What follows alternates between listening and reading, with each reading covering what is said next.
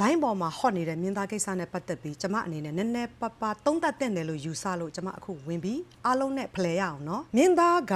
ကြားဖြင်သွားနိုင်မီလို့အခုလို့တဲ့အဆုံးထိအဖွားခံရတာ online ကိုဘလို့အသုံးချရမလဲဆိုတာကိုကောင်းကောင်းနားလည်နေတဲ့အဲ့လူကဒီမြင်းသားနဲ့ကိစ္စတစ်ခုမှမကျဉ်နှံ့မှုတစ်ခုခုဖြစ်သွားတော်လကောင်မနာလို့လို့တော်လကောင်စသဖြင့်တစ်ခုခုညှိသွားလို့သူ့ကိုအဆုံးထိဖျက်ဆီးတာဖြက်စီးပစ်လိုက်ဖို့ကနှထင်ထဲကိုဝင်သွားတာလုံးဝသိချတယ်။မင်းသားကအိမ်ဖော်ကိုယူသည်ဖြစ်စေတည်င်းကအမားဖြစ်နေသည်ဖြစ်စေဒီလိုတမိုင်းမျိုးကိုကာယကံရှင်ကလွဲလို့ကျမနဲ့အခုကြည့်နေတဲ့ပြည်သူတွေအားလုံးဘယ်သူမှသူ့လောက်ခေစီတွင်ကြမသိနိုင်ဘူး။အားကြောင့်လေတက်လာသမျှတည်င်းကိုမယုံနဲ့လို့မပြောဘူးချင့်ချင်းယုံပါ။ကျမတို့ဗမာပြည်ကလူတွေရဲ့စဉ်းစားဉာဏ်သုံးသပ်ဉာဏ်ဝေခွဲတဲ့ဉာဏ်ကအလုံးမဆိုလို့ဘူးတချို့ကတော်တော်များများချွင်းချက်ရှိတယ်။ငါးစီများများတောက်ပေးပါအုံနောက်ထက်မြက်လာမယ်နော်။ရုပ်လုံးလည်းမပေါ်ဘသူမှန်းလည်းမသိအကောင့်တုကနေပြောသမျှစကားပြောသမျှတည်င်းကိုလိုက်လော်တာယုံကြည်ကြတာအဲ့ဒီအစိတ်ကအခုစစ်ဖြစ်နေတာထက်ပိုဆိုးတယ်စဉ်းစားကြည့်ရုပ်လုံးမဖော်ရဲသူမသိကိုမသိနဲ့အကောင့်တုမှာရေးသမျှရေးချင်သမျှတင်ခိုင်းသမျှတကယ်ယုံကြည်လို့ရ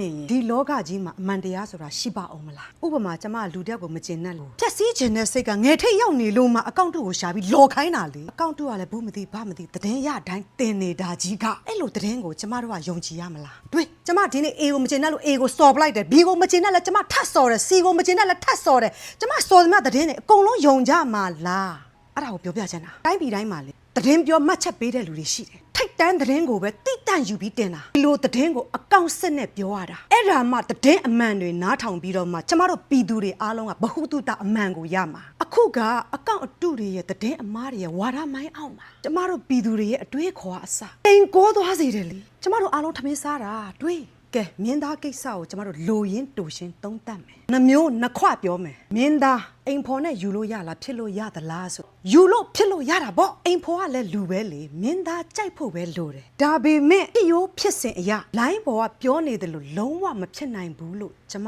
ရာခိုင်နှုန်းအပြည့်ယုံကြည်တယ်လုံးဝမဖြစ်နိုင်ဘူးဆိုတာ तू ကကျမရဲ့ idol မဟုတ်ဘူးနော်ကျမရဲ့ idol ကမြင့်မြတ်တော်ကြကျမအိုက်တော့ယူလို့ထွက်ပြောတယ်လို့ထင်နေမှာဆိုလို့ဥပမာကွာမင်းသားနဲ့အိမ်ဖော်ကတကယ်အတူတူနေခဲ့ကြတယ်ဆိုရင်ပြန်စဉ်းစားအဲ့ဒီမင်းသားကလှုပ်เสียအိမ်ဖော်ပဲရှိတာလားသူ့ကိုမှရွေးလို့ရတာလားလှုပ်เสียတကယ်ပဲသူ့အတွက်ကရှားနေသလားကျမပြောတာမင်းသားလေ free pay အိတ်ချင်နေတဲ့လူတွေအများကြီးပဲမင်းသားမို့လို့လေအဲ့ဒါတဘာဝကဲနောက်တစ်မျိုးပြန်ပြောမယ်ဥပမာနော်အခါတရာဥပမာဒီမင်းသားနဲ့အိမ်ဖော်နဲ့အိတ်ဖြစ်ခဲ့သည်ရှိတော့တကယ်ချစ်လို့လားတံမိုးထားလို့အိတ်တာလားလို့အတူတူအိတ်ဖြစ်သွားလောက်အောင်သူတို့ညောက်ကဘလို့နီးစပ်မှုတွေရှိခဲ့လို့အိုးချင်းထားတော့အိုးချင်းညှိရတာလေအဲ့ဒီစိတ်အိတ်သွေးကကျမအမြဲတမ်းပြောနေကြတဘာဝဖန်တီးထားတဲ့ယောက်ျားတိုင်းမှာစီးစင်းနေတဲ့တိရစ္ဆာန်သွေးကြောင့်ယောက်ျားတိုင်းကိုမဆိုလို့ဘူးတော်တော်များများယောက်ျားတွေကအသက်အစမ်းကြည့်ချင်တယ်တိတ်လေးခိုးလို့ရတဲ့ဟာမျိုးကိုပို့ပြီးတော့ feeling ရှိတယ်အားလုံးမဆိုလို့ဘူးနော်ယောက်ျားတွေရဲ့သဘောတဘာဝကိုပြောပြတာတကယ်လို့အခုဒီကိစ္စမှာဒီမြင်းသားကတကယ်မလုပ်ခဲ့ဘူးဆိုရင်သူ့ကိုနစ်နာအောင်ဖျက်ဆီးခြင်းတဲ့လူကအခုအောင်မြင်မသွားဘူးလားနစ်နာတဲ့လူကပို့ပြီးနစ်နာပြီးဘဝမပြတ်သွားပြီဘူးလားအခုပြောနေတဲ့စကားတွေကလေတော်ကြကျမမြင်းသားကိုဝင်ကယ်တယ်လို့ထင်နေဦးမယ်နော်ကျမဖြစ်ရောဖြစ်စဉ်အမှန်ကိုသုံးသပ်ပြီးအတွေးခေါ်ပို့တာဖြစ်ပေါ်လာတဲ့ကိစ္စရပ်တိုင်းကိုကျမတို့သွားသုံးသပ်လိုက်တယ်ဆိုရင်အုံနောက်စွမ်းရည်တိုးတယ်လေသင်ခန်းစာရတယ်လေဒီလိုတစ်ဖက်သက်ရုပ်မာပြီးတော့အခုလိုတရင်ကိုကြီးကျယ်အောင်လှုပ်လိုက်တဲ့လူကမှ